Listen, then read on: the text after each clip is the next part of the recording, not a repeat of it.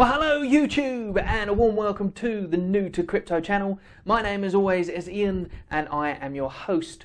Now, there are scammers in the comments below. They're getting very creative now. Yesterday, there was a comment of 27 comments long. So, therefore, they're doing their darndest to try and make sure that you think that they are real, but they're not. They've got WhatsApps and all that kind of thing they're trying to get you to go to. Don't follow any of that stuff because it's not real and it's not me. But I will answer as many questions and comments as I possibly can, and occasionally I'll bring them into the show the next day and all that kind of thing. But I won't try and get you to give me financial information or any of that kind of stuff. So anyway, on with the show for today, or on with the video. In fact, today what we're going to talk about is crypto gains, or when to cash out your crypto or your Omi in this case. Now, the thing about crypto in general, as I said before, it's kind of like invisible money or play money, a bit like these here. These are €10 notes. They were actually made by my niece. She made them to try and look as much like a €10 note as possible, as you can see. She's done a pretty good job. She's 17 after all. So, no, I'm only kidding. She's only 7. But the idea of today's video is that I'm going to hopefully show you how you can take this invisible money or play money and turn it into the real money, so that way you can cash out your crypto gains and actually have some real money at the end of it. Now, a lot of people are wondering what I did for a living before I started this YouTube channel, and yes, I think it's clear, I was a bank manager. But anyway, I digress. Let's move on to the main screen, shall we? Because before we do any of that, we've got some speculation. Yes, we love the speculation. Okay, so here we go. The speculation is, well, I say it's speculation. It's kind of speculation, and you'll understand why in a second. Because although it's speculation, it's actually speculation that could be true. Because we know we've definitely got Jurassic Park. Okay, we know we've got Jurassic Park. They've been talking about it.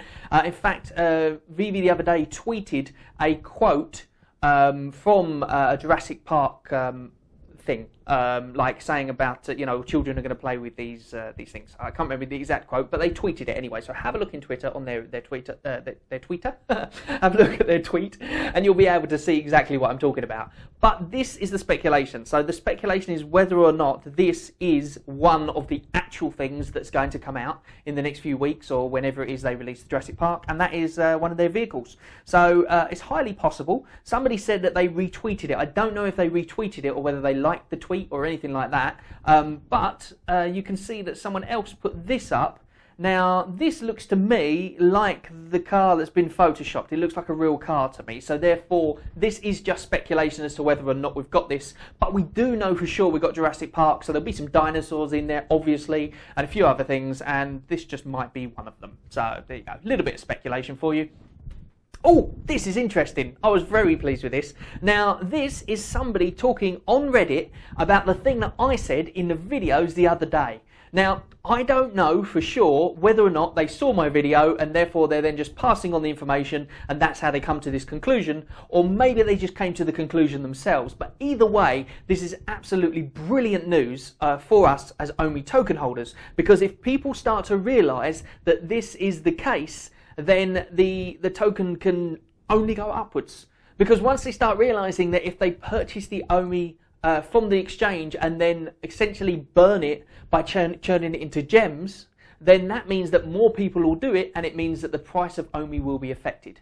So we don't have to worry too much about the burn rate of the other thing, which will happen at some point, but not until the reserve wallet goes down, remember. So if we can affect the price in the long run before that, then I think it's only a great thing. But anyway, so yes, somebody's been talking about that on the Reddit thing. As I said, don't know if it's to do with my video. If you haven't seen the videos, I'll link them to the end thing. Basically, what I'm saying is that there's a couple of little options to be able to do to burn the Omi ourselves without the need for the proper or the company burn, shall we call it. So, incidentally, this is something they tweeted just a couple of hours ago, or well, about 21 hours ago to be precise. It says, yes, it's pending our money transmitter license, the MTL, which is required to not breach anti-money laundering laws. So obviously, if they get this license, which they should do, and it's pending, blah, blah, blah, then that means that they will start doing gems to fiat, which makes our little system of cheating the Omi price even better, because it means that you can buy gems on the exchange, take them into the converter, convert them into, take the OMI on the exchange, take it to convert to gems. Once you converted it to gems, you can take those gems and convert it back to fiat. In essence, burning all that OMI along the way and maybe only getting a small fee for doing it. So therefore, you affect the price of OMI, and also, you know, you basically don't have to pay anything to do it. But there may be a small fee, and we don't know what those fees are going to be, and all that kind of thing. And that obviously all depends on the gems to OMI, and the OMI to gems being as we think it's going to be, or the OMI to gems. Hopefully that will come back soon. And then if it's gems to fiat, then that'll be a lot better than gems to OMI. So that way that doesn't go back to the exchange. And the only way I can see that happening is to be the case, because I did forget to say in the other one when I was waffling about it, and that is that in my view they have to do gems to fiat, not gems to OMI, because it's the general public that is going to be cashing out as well. And what you've got to think about is a lot of people, as it is, struggle to go on the exchange to buy things and to thingy. Imagine telling the general public that the only way you can buy an NFT with fiat, which is what they've done, and then cash out is to take that OMI that they give you, which you don't know what it is, and take it over to an exchange, which you're not a member of, and then take that money from the exchange and sell it into USDT, and then take that USDT and the point is, it's impossible. So they have to do gems to fiat. There's no other way around it if they want the app to succeed. So, you know, hopefully that's going to be coming in very, very soon based on this tweet that they've done now. And when it does, I think that we've got a little in there to be able to affect the price of OMI very easily if we wanted to. Anyway, I digress. Let's move on to the next thing. Right, now we get to it. What I was talking about in the thing. Firstly, one of the most important things that everybody always says is only put in what you're willing to lose. Okay? Now, when it comes to this kind of money, obviously it is fake money until you get your gains, which is why people say only put in what you're willing to lose, because essentially it could go up and then it could go down. And while you're waiting for it to go back up again, nothing happens and you essentially lose all your money. Now, I don't really like that saying, and there's a reason I don't like it, and I think we should change that saying, because that says only put in what you're willing to lose. Well, I can think about that and I can go, well, I'm willing to lose, I don't know, £1,000. If everything goes pear-shaped, I'm happy to lose £1,000. Let's just put that in. Well, yeah, I'm willing to lose that. But what the saying should be is something along these sort of lines. Only put in an amount that if you did lose, you'd not be in financial trouble. Because when you're thinking about how much you're willing to lose, you don't necessarily think about what would happen if you did lose, because obviously nobody thinks they're going to lose money, because otherwise you would never put it in. The idea is that you gain from putting crypto in, or gain from buying the crypto. If you were consigned that you were going to lose all the time, you wouldn't bother with it at all.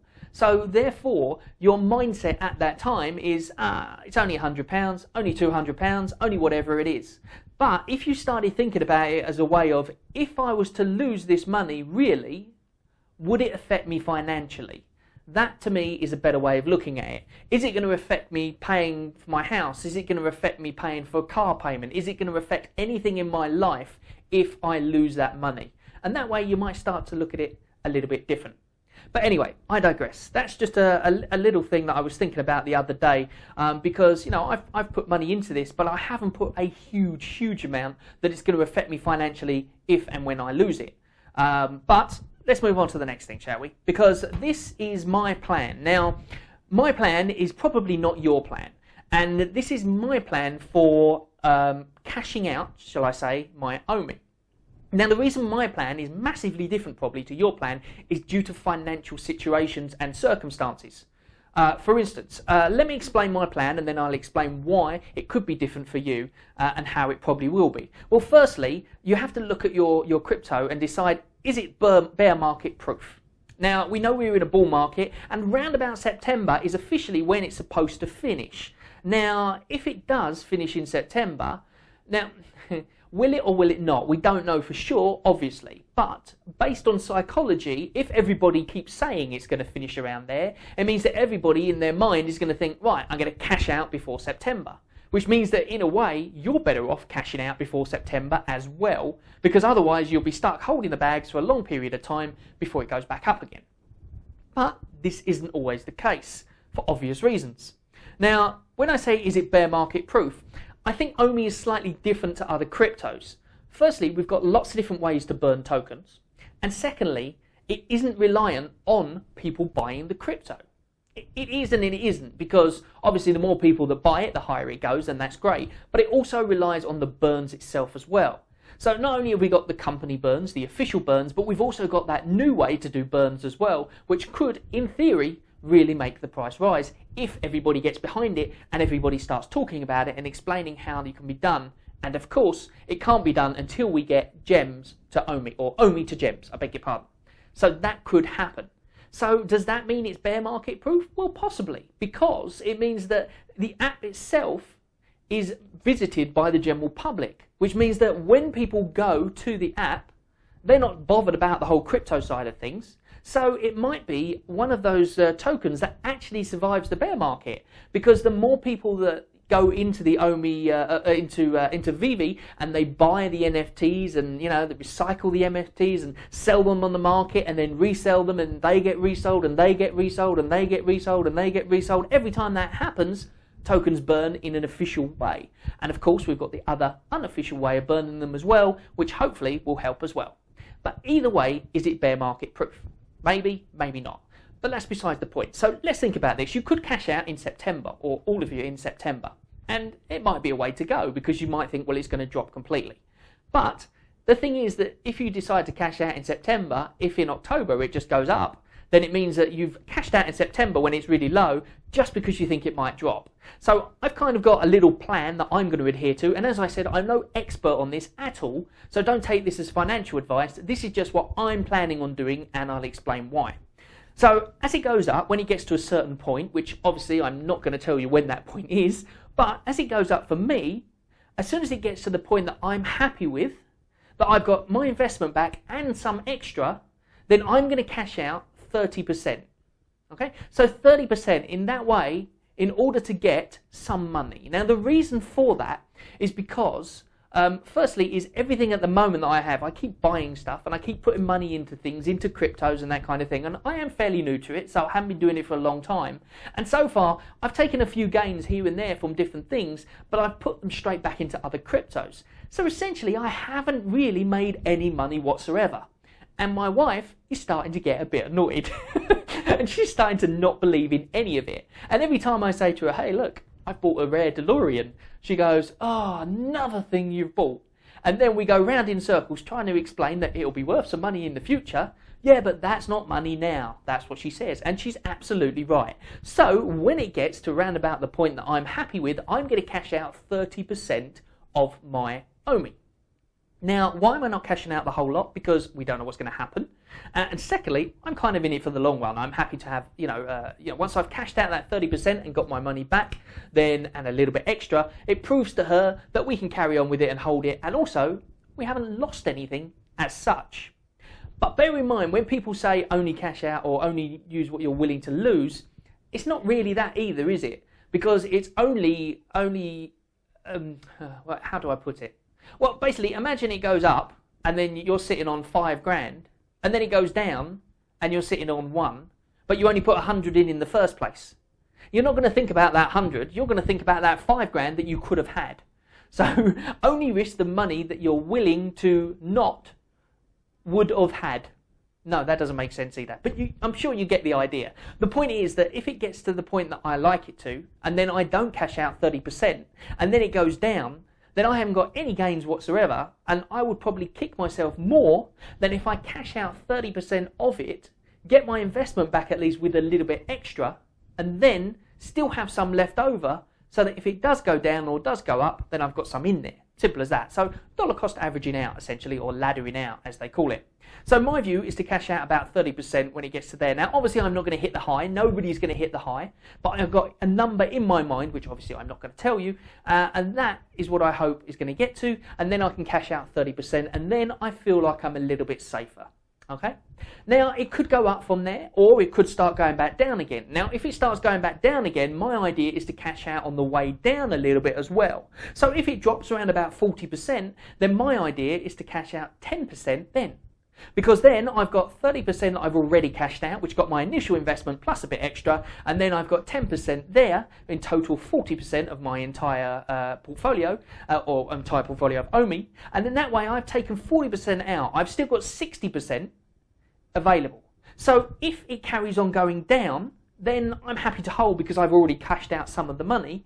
But if, however, it goes on a massive spike up, which quite a lot of times happens, if there's a piece of news or something like that. Incidentally, you could use resistance lines and things like that to do that. But with Ecomi being the community it is as well, I think the community is always going to outweigh the technical analysis, in my opinion. But I don't know for sure. Obviously, I'm not an expert, but I think when there's an announcement or something like that, especially with Ecomi the way it is, if there's a big announcement about Pokemon or something like that, the chances are the price is going to go up because everyone's going to go, wow, that's really worth something, and get in on it.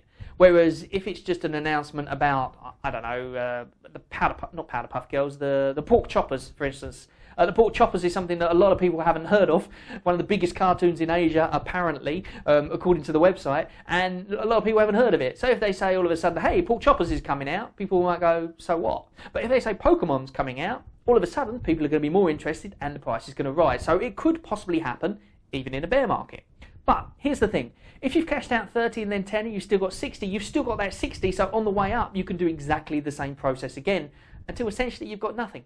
However, if you try to hit the high and you try to cash out all in one go, the chances are you're never going to hit that high, and it might go down and then go shooting back up again. And then you'll kick yourself even more because you got rid of the entire portfolio in one fell swoop because you thought that was the high.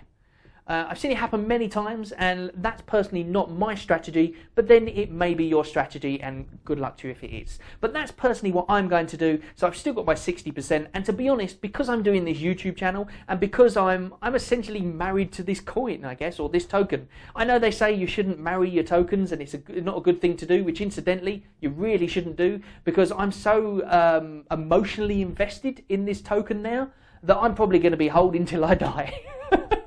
Because I can't very well sell a token that I'm doing a YouTube channel about and people are coming to see what I'm up to with it and not actually be holding it. So I've got no choice but to hold it.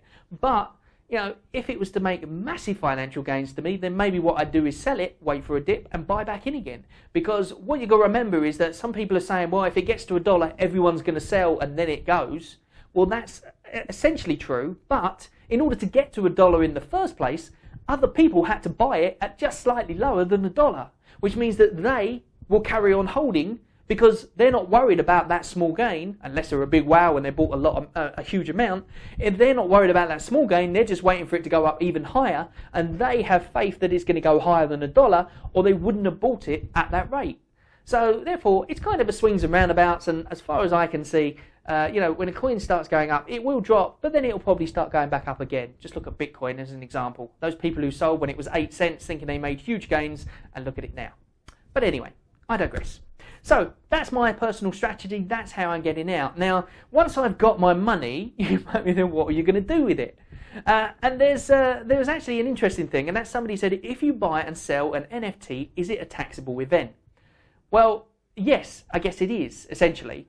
Now, it's a bit of a grey area because I suppose it's a bit like if you go to, a garage sale or boot sale, as they have in England, and then you sell loads of things and then you make some money from it. You officially are supposed to declare that money, but that's in cash and that's coming in, and how many people actually do? I don't know. I don't do boot sales. But the point is that I'm getting at is it really the same as, with an NFT? If you sell it on eBay, you get a little bit of money for it. Will they come after you with, police dogs and all that kind of thing? Probably not. But obviously, anything that you make, especially in the US, the answer is here, and that's in the US, anything you sell and make a profit on is reported as income. So yes, you are supposed to report it as income, and there are high taxes on it, unfortunately. But there are a few ways to get around those taxes. Now, obviously, I'm in a different country to you, and you have to look at your own specific laws of your country to see what the options are. But my personal opinion and what I'm going to do is I'm going to go to BlockFi. Because what BlockFi does is you can change your coin or your token, whatever it is you've got, depending on which crypto it is, you can turn it into a stable coin. So in this case, I would do USDC, and then I would take that and I would put it in BlockFi. And then I would leave it in there. And if you leave it in there for up to a year, then I believe that your tax will go down because you've held it for over a year. Now, bear in mind, there may be some ways to track which ones you converted it to and all that kind of thing, and there may be taxable on those converted to coins, or converted to coins or tokens, but the general consensus is that once you've got your money, if you've got a large amount, which incidentally, if you've got a large amount, then even if you're paying tax on it, it's still quite a good thing to have a large amount, isn't it? Even if you have to pay 50% tax, in order to get that 50% tax to be paid, you've still got a large amount, which is pretty cool. But obviously, if you can avoid paying the tax as much as possible, then you'd like to do that. So in this case, if you put it in BlockFi as a stable coin and you leave it in there for up to a year, then it means that you have less tax to pay when you come out. Incidentally, you get 8 point something. I think it's 8.9% when you put it in BlockFi as well, because they use it as kind of like a loan service for other people, essentially. So you're putting your stable coin in there, they're loaning it out, and you're getting a percentage because they're loaning it out. Simple as that. So if you'd like to use BlockFi, that's an option for you. Incidentally, I've set mine all up ready to go so that when I get my gains, I can put it straight into BlockFi, and then I can start gaining those rewards. And if you'd like to go to BlockFi and do that as well, then there's a link in the comments. You click on the BlockFi link. I believe you get some kind of reward for doing that. I think it's something like $10 of Bitcoin or something. And my channel, or me myself, I get a reward of something as well, which helps to support the channel. So if you would like to do that, then feel free to use the BlockFi link in the comments. If you don't want to use that, that's perfectly fine. You can go to BlockFi yourself, search for it on the internet, and you can have a look and see if it's something that you wish or willing to do. Simple as that. But there's other options as well. For instance, there's gold. Gold is something that's pretty stable as well, so therefore you can buy gold. There's certain ways to use crypto to buy gold as well.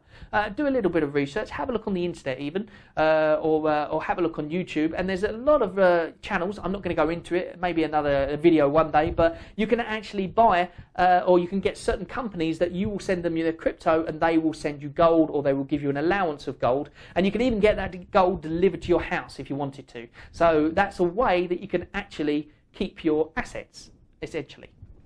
And another one which is really, really interesting, well, I thought was quite interesting, and that is ATMs. Now, there's lots of ATMs out there where you can actually put a card in and you can get your money out when you use like a crypto card.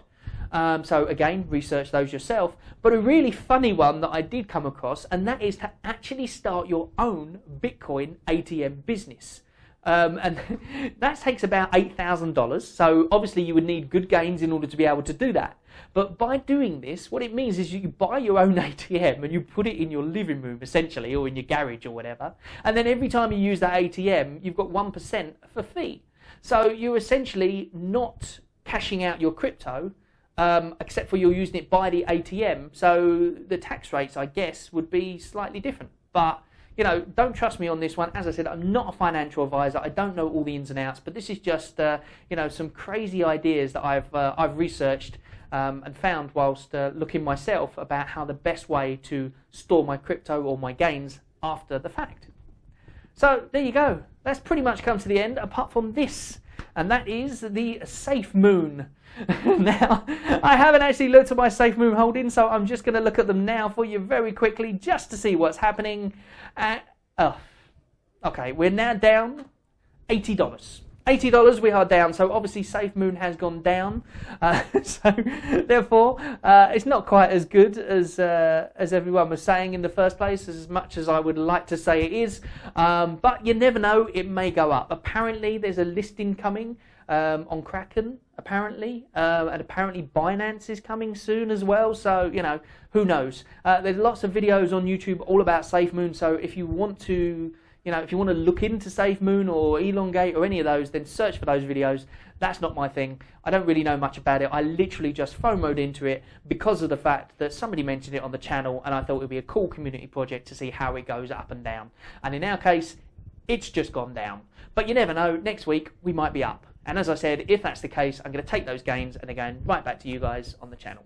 Anyway, I know this has been a bit of a long one today, so hopefully you enjoyed the video, and please pop a like in the box or a little thumbs up, or you know, all that kind of stuff, and subscribe if you haven't, if you'd like to. I'm going to leave the those videos about the burn rate and everything on the end here, so that way you can research them and have a look at those if you like. And just in general, enjoy yourself. Thank you very much for joining us here today. As always, don't take anything I said as financial advice, because what do I know? I'm new to crypto. Bye-bye for now.